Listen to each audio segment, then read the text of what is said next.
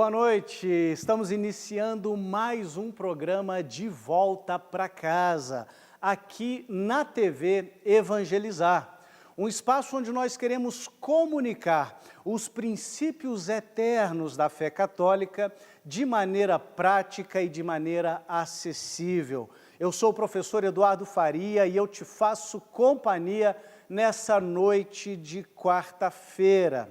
Esse também é o primeiro programa da TV brasileira focado em contar a história daquelas pessoas que já amavam a Jesus, mas caminhavam distante da Santa Igreja e um dia perceberam que a Santa Igreja é a plenitude da fé e retornaram para casa, retornaram para a Santa Igreja Católica.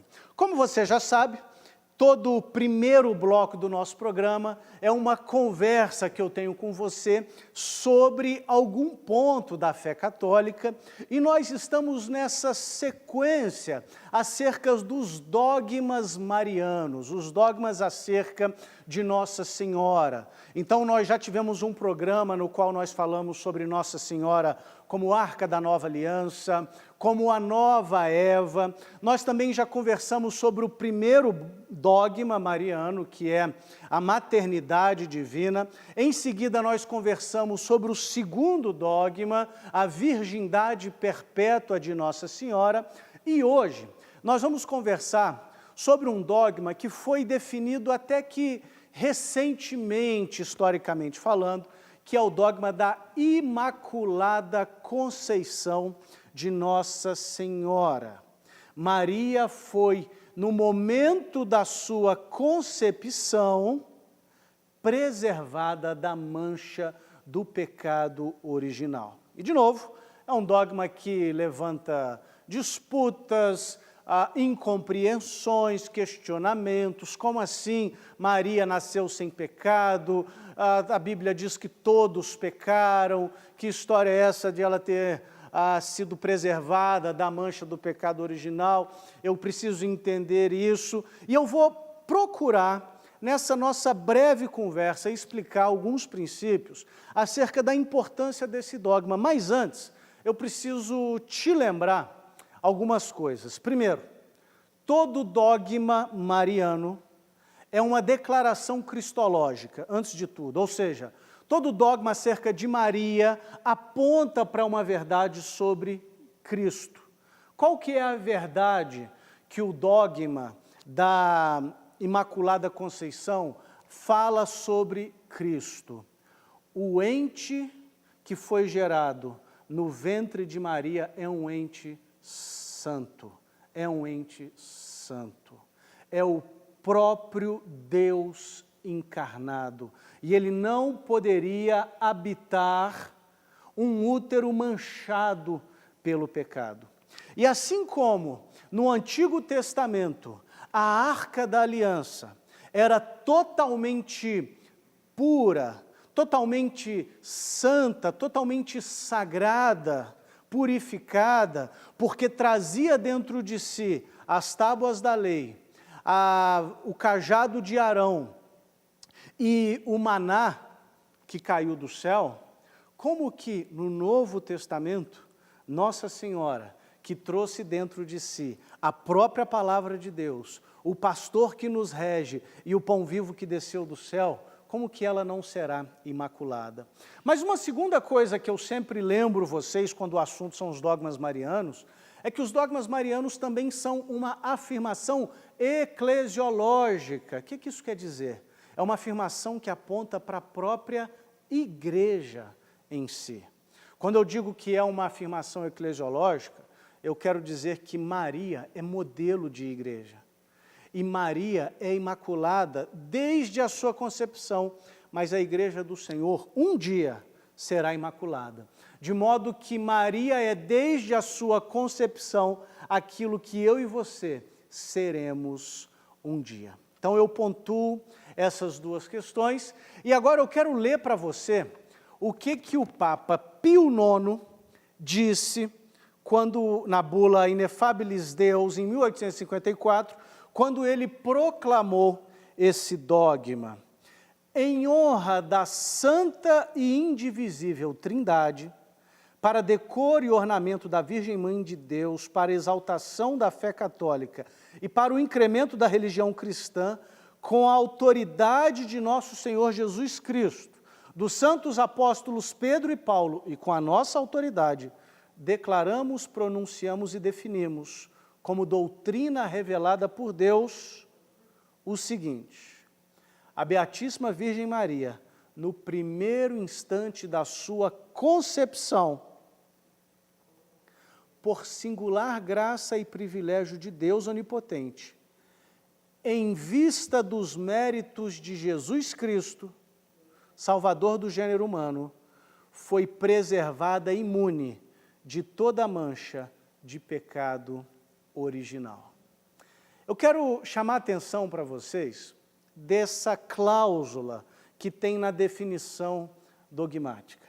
Ah, Eduardo, como que Maria pode ter sido imaculada, se ela é descendente de Adão e Eva, se ela também herdou, como todo ser humano, a mancha do pecado original, como que ela foi imaculada? Ela não herdou a mancha do pecado original, por uma razão muito simples. Jesus a preservou da mancha do pecado original. Como que Deus fez isso? Olha o que diz na definição dogmática. Em vista dos méritos de Cristo. Os méritos de Cristo agem na minha e na sua vida, perdoando os nossos pecados, mas age prospectivamente. Jesus morreu e os méritos dele são aplicados a nós.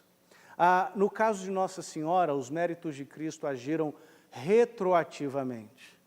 Ora, Eduardo, se Maria foi imaculada, por que ela disse que Deus era o salvador dela? Se ela foi imaculada, ela não precisava de salvador? Esse é um argumento que eu ouço muito. Mas deixa eu dizer uma coisa para você. Se você cai dentro de um buraco, e eu chego lá e lanço uma corda e te tiro do buraco, eu te salvei do buraco, certo? Mas se você está caminhando na direção do buraco, e quando você está prestes para cair, eu digo, cuidado, há um buraco, e te seguro e não te deixo cair. Eu também te salvei do buraco. Jesus nos salvou, nos tirando do lamaçal do pecado. E Jesus salvou sua Santíssima Mãe, não permitindo que ela caísse no lamaçal do pecado. Em vista dos méritos de Cristo, ela foi preservada. Para encerrar, a gente precisa se lembrar também que Nossa Senhora é o cumprimento da profecia de Gênesis 3. Ela é a mulher, ela é a nova Eva, que participa com um novo Adão da nossa salvação. E assim como Eva sucumbiu à tentação do anjo caído debaixo do madeiro, trazendo pecado para o mundo, Maria disse sim à palavra do anjo, e debaixo do madeiro, Maria viu o seu filho sendo entregue para a salvação de todo mundo. De modo que, se o novo Adão é o santo de Deus, a nova Eva é toda imaculada. Esta é a doutrina, este é o dogma da Imaculada Conceição de Nossa Senhora. Um dogma que aponta para a santidade do Cristo encarnado, mas também que aponta para o fato de que Maria é, desde a sua concepção, o que eu e você seremos um dia. Esta é a nossa esperança. Não saia daí, porque no próximo bloco nós vamos entrevistar o Dr. Scott Hahn. O Dr. Scott Hahn é um acadêmico de abrangência mundial, um dos grandes teólogos católicos da atualidade, um escritor prolífico, e ele foi um dia pastor presbiteriano, se tornou católico e se tornou uma das maiores vozes da teologia católica contemporânea, e teremos a alegria de recebê-lo aqui no nosso programa. Então não saia daí, daqui a pouquinho estaremos de volta para o segundo bloco do programa, De Volta para Casa.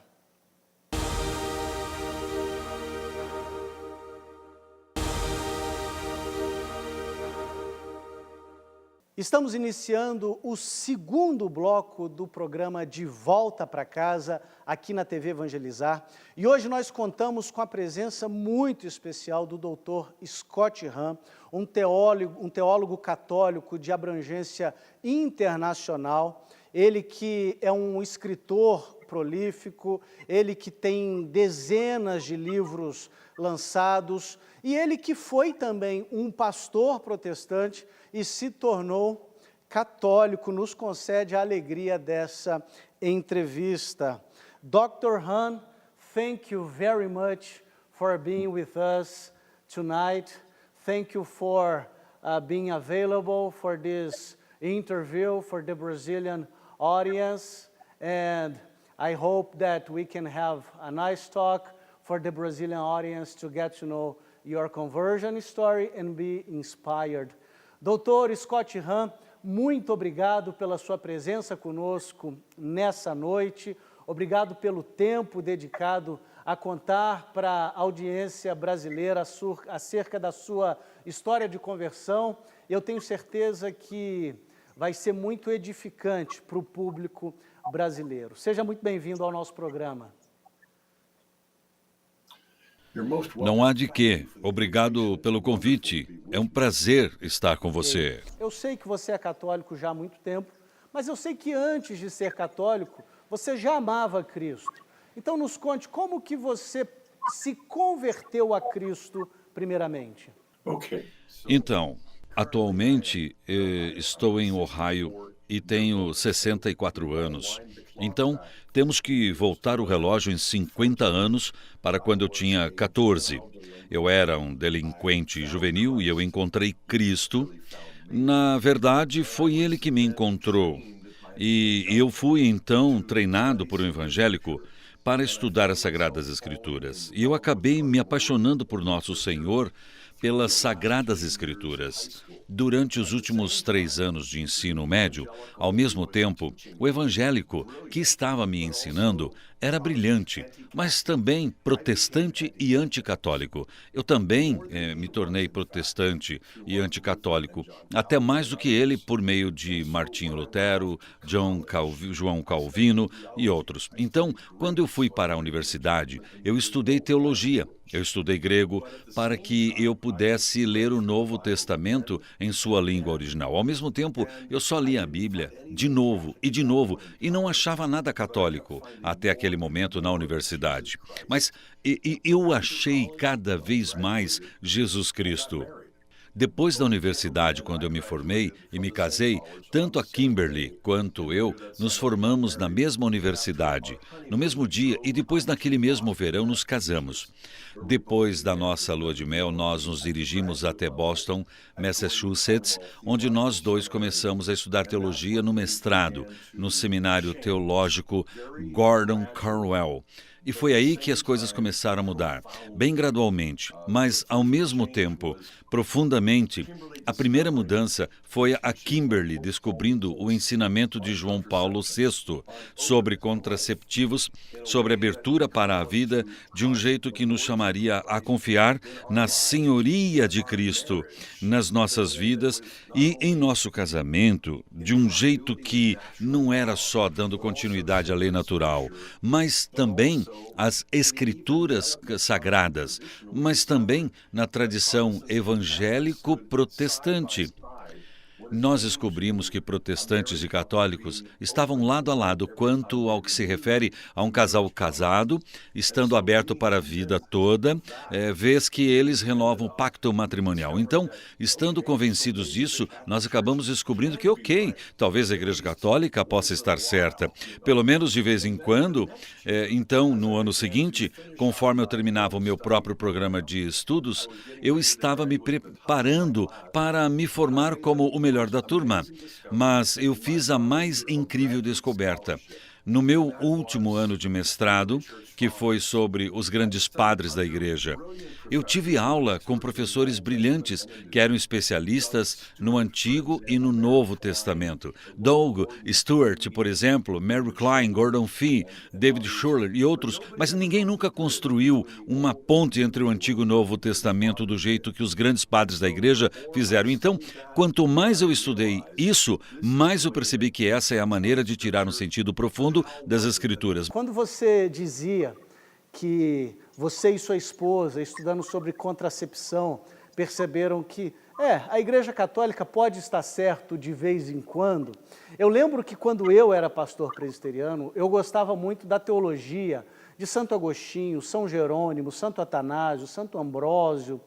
E eu percebi, estudando a teologia deles e a vida deles, que eles não eram simplesmente bons teólogos, mas eles eram católicos. Eles eram devotos de Nossa Senhora, eles oravam pelos mortos, eles tinham imagens, eles criam na presença real de Cristo. E perceber isso me ajudou a abrir meus olhos para a fé católica. Perceber que esses teólogos da patrística eram católicos, teve um papel na sua própria conversão? Bem, sua experiência e minha experiência, eu acho, são muito parecidas. Quando eu volto para o meu último ano no seminário, preparando-me para a formatura, eu também fui contratado por uma igreja em Fairfax, Virgínia, a Igreja Presbiteriana da Trindade, já que eu também estava me preparando para a ordenação. Então, eu peguei todo aquele material que eu encontrei dos grandes padres da igreja e eu comecei a aplicá-lo para a minha pregação. E todo domingo, também as minhas aulas, nas noites de quarta e de domingo também. O que eu descobri foi a minha congregação, que a minha congregação estava ficando cada vez mais empolgada pelas Sagradas Escrituras, pelos grandes padres da igreja, mesmo eu não compartilhando as minhas fontes. Eu só estava tentando ficar um passo à frente, lendo ou Santo Ambrósio, ou Santo Irineu, ou Santo Agostinho.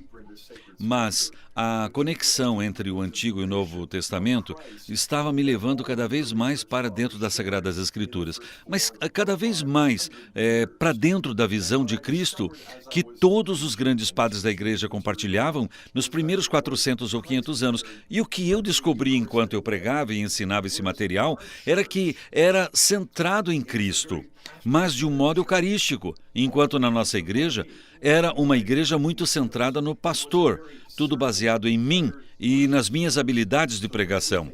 Era uma adoração inteiramente focada nos sermões, para que tudo se encaminhasse para o meu sermão. E talvez tivesse comunhão, mas era somente pão e suco de uva, nem mesmo vinho. Nós só fazíamos 4 vezes ao ano, então eu comecei a sentir quão longe, quão distantes nós estávamos do que a igreja antiga era, porque era centrada em Cristo. Era Eucaristia, o clímax da adoração, não era somente o sermão, aquilo era a preparação para a culminação, que era a Eucaristia. E conforme eu fui descobrindo essa centralidade da Santa Eucaristia, eu fui descobrindo o realismo. Não é só o simbolismo, a real presença de Cristo, não é só Cristo, mas os anjos e santos, a Mãe de Deus, os mártires. A visão que eu comecei a descobrir nos grandes padres da igreja coincidiu perfeitamente com as visões de João, que eu achei o livro de Revelações, onde você tem os anjos e os santos, a mulher revestida de sol, a mãe do Messias junto dos mártires que não estão mortos, estão mais vivos do que nós estamos rezando, aliás, vivos que nós e ainda estão rezando por nós. E nós estamos unidos a eles. Eles estão cantando as mesmas músicas, eles estão oferecendo o mesmo sacrifício da ovelha. E junto do incenso vêm as canções do céu. Eu comecei a perceber o grande abismo entre como eu estava liderando a minha igreja durante uma adoração e como os primeiros padres da igreja estavam liderando os fiéis no contexto da igreja antiga.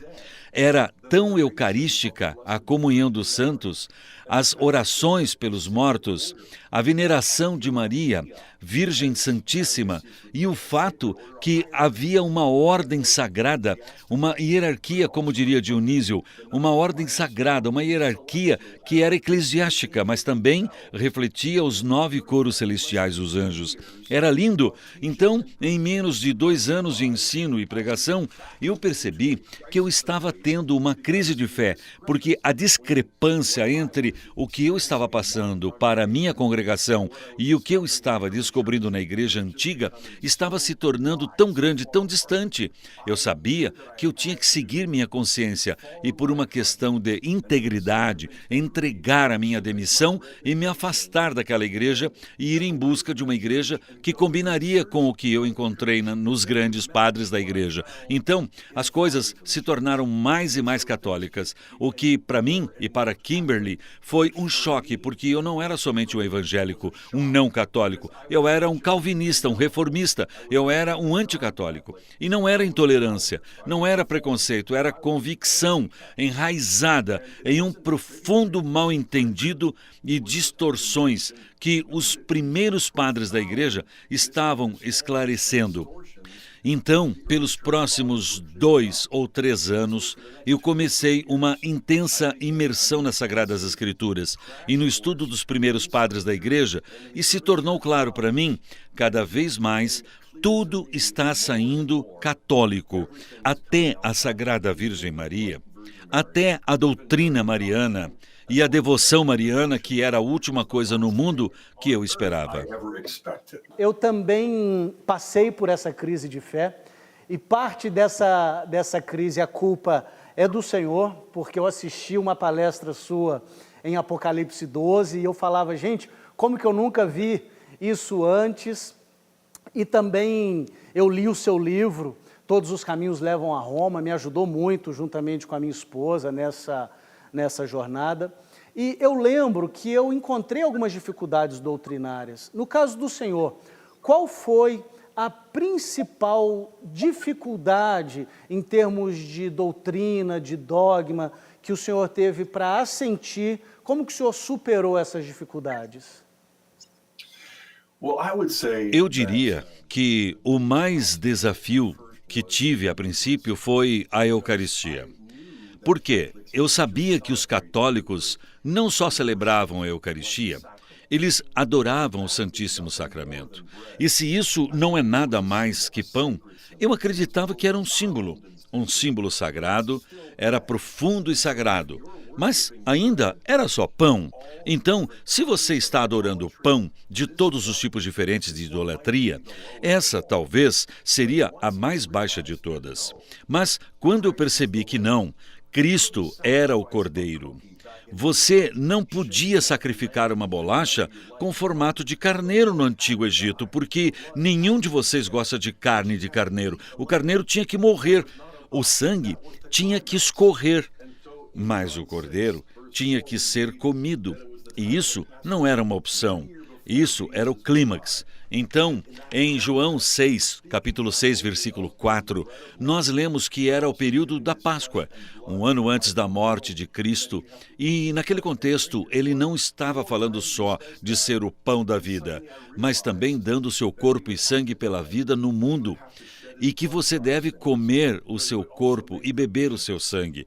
E de repente eu percebi que ele teria que morrer, ele teria que derramar o seu sangue pelos nossos pecados, mas ele também faria provisões em seu próprio corpo para que nós recebêssemos o Cordeiro em seu clímax e culminação. Então, o que parecia ser o Monte Everest, um pico intransponível, não tem como eu aceitar isso. De repente, é quase como um anjo me levantando, com a ajuda dos grandes padres da igreja e da Bíblia. Quando você lê o Novo Testamento, considerando o Antigo, e vê como o Antigo é realizado no Novo, a conexão entre os acontecimentos e a Eucaristia. Então, eu saltei este obstáculo, aparentemente intransponível. Depois da Eucaristia, vejo Maria, o Papa, o Purgatório, os santos. E cada vez o que eu descobria era, o que parecia tão contestável, tão impensável, Quando você conecta o Antigo e o Novo, você tem a orientação dos grandes padres da Igreja e o ensinamento do magistério da Igreja. Você percebe que tudo isso se encaixa, como domínios caindo em série. Era a Eucaristia, era Maria, doutrina mariana, devoção mariana. Como mencionei, a concepção imaculada também era a nova Eva, pela suposição celestial. Ela era a arca da nova aliança, tomado pelo filho de Davi da sagrada Jerusalém, como Davi levou o pacto da antiga Jerusalém para os primeiros judeus. Ela era a rainha-mãe, então ela é coroada e está sentada no trono, assim como Salomão fez com sua mãe, em 1 Reis, capítulo 2, versículo 19.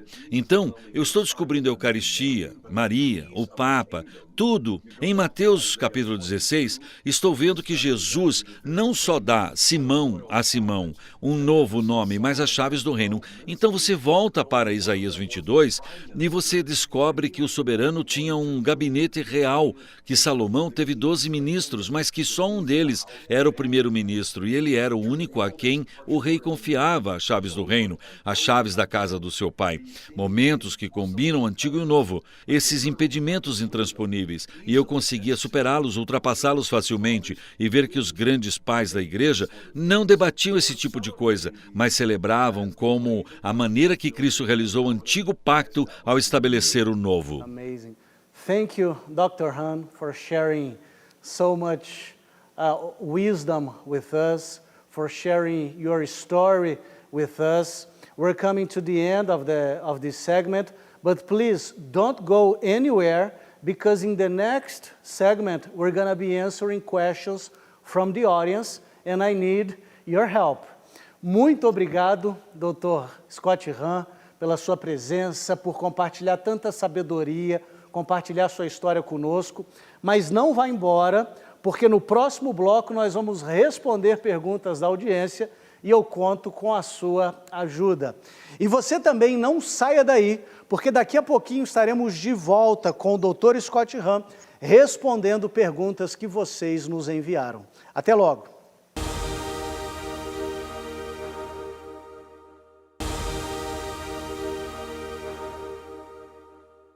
Estamos iniciando o terceiro bloco do programa De Volta para Casa, aqui na TV Evangelizar.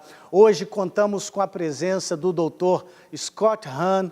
Ele contou para a gente no segundo bloco a sua história de conversão e agora ele vai nos ajudar a responder algumas perguntas da audiência. E eu estou achando até que eu vou fazer a pergunta e deixar a resposta com ele, porque com certeza ele vai trazer muita sabedoria para nós. Doutor Scott Hahn, a primeira pergunta vem do Isatiel Pinheiro da Silva, de João Pessoa, Paraíba.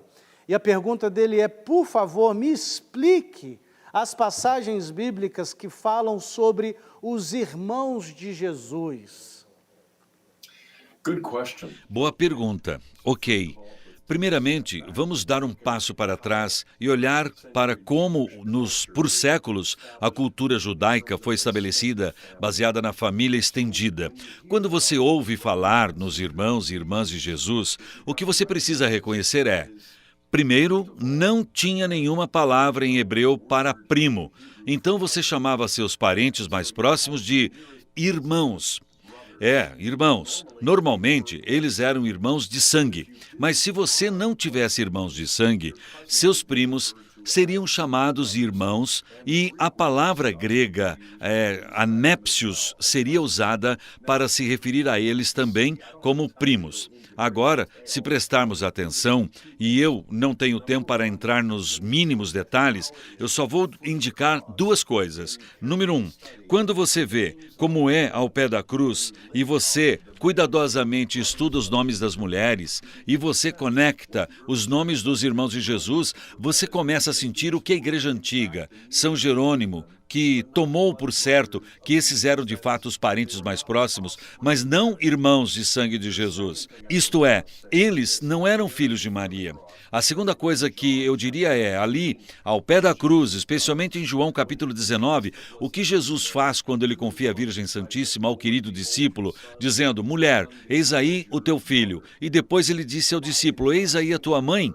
Ao confiar ela, a custódia e o cuidado de São João, o discípulo amado, se Jesus tivesse irmãos de sangue, esse gesto não só teria sido ilegal, mas não teria feito sentido algum socialmente. Se ele tivesse irmãos mais novos para cuidar de sua mãe, naturalmente eles o fariam. Se ele só tem parentes próximos, que são verdadeiros irmãos e irmãs, mas não são filhos e filhas da Virgem Santíssima, então o que ele fez na cruz com Maria e João, ao pé da cruz, faz todo sentido. E mesmo antes de eu considerar me tornar católico, quando eu estava ministrando um curso sobre o Evangelho de João, num seminário protestante, usando o grande luterano alemão Hindesberg, em seus 2 volumes enormes de seu comentário sobre João, Rustenberg de fato diz que Jesus não tem irmãos e irmãs de sangue. Considerando o que ele está fazendo, confiando a Virgem Santíssima ao discípulo amado, não faria sentido nenhum, não só seria contrário aos costumes judeus, mas à lei judaica. Então, seguindo Rustenberg, eu comecei a perceber que os irmãos e irmãs de Cristo eram de fato irmãos e irmãs no sentido judaico. No primeiro século, porque eles eram os parentes mais próximos, claro, o que Jesus faz a confiar Maria ao discípulo amado só faz sentido se aqueles irmãos e irmãs não fossem irmãos e irmãs da Virgem Santíssima. Essa é a versão curta, mas é aquela coisa. 2 anos antes de eu entrar na igreja, eu já havia superado esse obstáculo e entendido por que São Jerônimo, durante o século IV, considerou Ovídio não somente um herético, mas um tonto, proclamando que a Virgem Santíssima tinha outros filhos, quando todos os cristãos reconheciam o absurdo dessa afirmação. É interessante que a Bíblia fala dos irmãos de Jesus, mas a Bíblia nunca fala dos filhos de Maria, fala do filho de Maria, Jesus. A Bíblia nunca diz que Maria teve outros filhos. E uma coisa que eu sempre digo para os meus alunos é que o dogma da virgindade perpétua de Nossa Senhora tem profundas implicações cristológicas. O senhor poderia comentar sobre isso? Boa pergunta, Eduardo. Por um lado, quando eu era protestante, eu reconhecia e professava o nascimento virgem de Jesus. Isto é, Maria era uma virgem. E isso preserva e ilumina o mistério de que o pai de Jesus é Deus. Você sabe e que isso não é o resultado de uma concepção biológica natural. Por outro lado, o que eu comecei a perceber é que nas Escrituras e na Igreja Antiga, a ideia de que o Senhor Deus usaria Maria para trazer o seu amado filho para dentro da raça humana não era somente um recipiente temporário, do mesmo jeito que você usaria uma caixa para enviar livros. Não, era uma mulher que foi consagrada desde o momento da sua concepção até o final de sua vida na Terra. Ela foi consagrada e, sendo assim, ela é descrita em Lucas, assim como em Apocalipse 11:19, como a Arca da Nova Aliança, a Arca do Novo Pacto. Então, quando você olha para a virgindade perpétua de Maria e o aspecto sagrado superior da Arca da Aliança, você tem uma sensação de que a consagração da Virgem Santíssima para carregar a palavra transformada em corpo não foi só uma tarefa de 9 meses, foi uma consagração de uma vida inteira. E assim como a Arca da Aliança continha a palavra em pedra, as tábuas da lei. O seu ventre continha a palavra encarnada, aquele também contendo o texto oculto. Ela continha o pão da vida, mas ela também viveu com ele, rezou com ele, brigou com ele, andou com ele, conversou, ensinou a falar e a ler. Então, o relacionamento entre Jesus e Maria também é entendido nas Escrituras e na Igreja Antiga como o relacionamento entre o novo Adão e a nova era. E todos nós sabemos que o novo Adão foi consagrado em seu próprio celibato, em seu sacrifício, mas ao mesmo tempo ele é o noivo. Então, tinha um tempo que os grandes padres da igreja faziam um sentido profundo das Escrituras para mostrar que, como a nova Eva, ela é igualmente consagrada a Deus, como a arca da nova aliança. Ela passa a sua vida inteira sendo uma testemunha da presença de Deus feito homem no mundo. E, mais uma vez, isso é o que São Jerônimo está dizendo no final do século IV, que isso não é uma opinião da minoria, isso não é uma convicção que ele tem, isso era o consenso, isso era o ensinamento da igreja, isso era a voz de todos os fiéis, que ela é Maria, sempre virgem, sempre consagrada. Assim como você não usaria seu vestido de casamento para ir a uma festa, assim como você não usaria um cálice para a Eucaristia em um piquenique, a Virgem Santíssima não é só uma virgem temporariamente, ela é perpetuamente consagrada e o resultado disso é a sua virgindade perpétua. Eu vou te fazer uma última pergunta, e não é uma pergunta da audiência, mas eu até deixei minha ficha ali, porque é uma pergunta muito pessoal. Quando eu me tornei católico, eu deixei de ser pastor, isso me custou muito. Isso me custou emprego, salário, reputação, as pessoas pensaram que eu tinha enlouquecido. E uma vez o Senhor me disse, doutor Rainha, eu nunca esqueci, que obediência atrasada é desobediência. Eu não me esqueci disso. E nesse momento aqui no Brasil, muitos pastores têm entrado em contato comigo, porque eles estão convencidos da verdade da fé católica, mas estão com medo das consequências de se tornarem católicos. Nesse final de programa, que palavra de sabedoria e encorajamento o senhor daria para estes pastores? Ótima pergunta, Eduardo. E eu sei que é algo que nós dois compartilhamos, então deixe-me deixar por um lado e pelo outro lado. Por um lado, quando eu descobri que a fé católica era escritural, quando eu descobri que as Sagradas Escrituras não só vieram da Igreja Católica, mas, ao entender propriamente, estavam me levando de volta a ela, isso foi o maior desafio da minha vida. Eu era um pastor, eu era bem-sucedido, eu era um professor em um seminário, e eu havia obtido pelos meus 20 e tantos anos todas coisas que eu esperava ter quando eu tivesse 50. Então, descobrir que a Igreja Católica era verdadeira significava suicídio profissional. Era o fim da minha carreira, era a perda de amizade, não só com os meus amigos de infância, mas com os meus colegas também, com minha família. Foi a maior humilhação da minha vida. Eu sempre gostei de ser gostado. Todo mundo quer ser popular. De repente, eu me tornei um leproso dentro de minha própria casa, dentro da minha profissão. Eu estava fazendo o impensável e só estava fazendo porque eu senti que Deus estava chamando.